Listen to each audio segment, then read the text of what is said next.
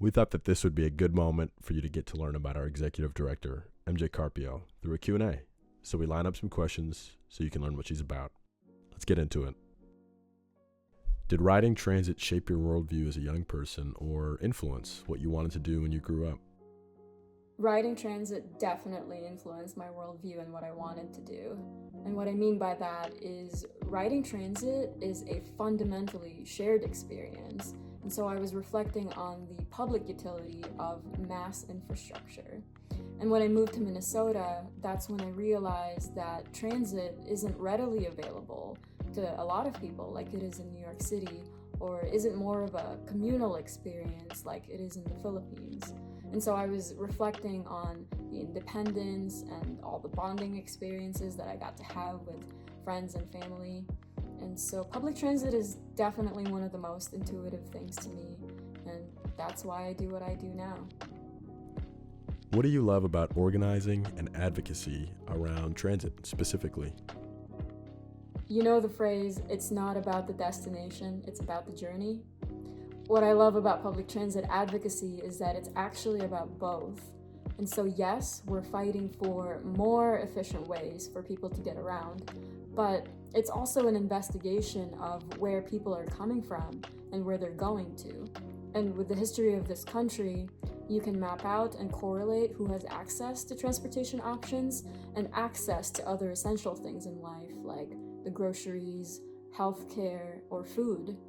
And so what I appreciate about public transit advocacy is its relationship to other important things in our lives, but also its relationship to other fights towards social justice. What are you most excited about for our region and the state over the next 5 to 10 years?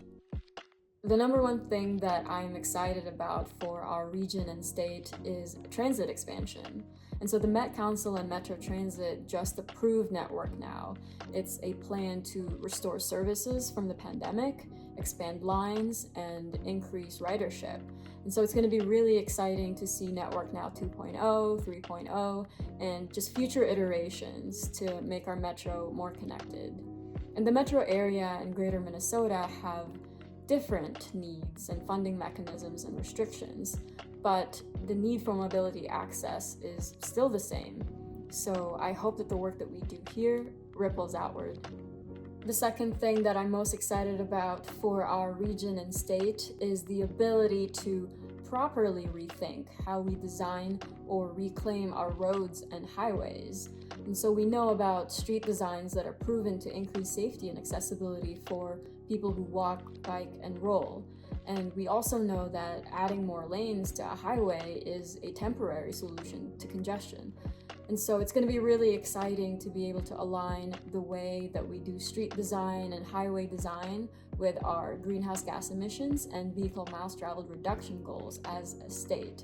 And this is essential not just for Minnesota, but it's also pretty trailblazing for the rest of the nation. Last but not least, the third thing that I'm most excited about for our region and state is welcoming and including more people to show up for public transit. We need people who ride transit and people who want to ride transit to join our movement. Equitable access to transit, biking, walking, and rolling has always been important, but it's only going to become more important in the future because our time to mitigate and adapt to climate change is limited. So with Move Minnesota and Move Minnesota Action, we will continue to educate people about their travel options and invite more people to join our advocacy and political power building around public transit.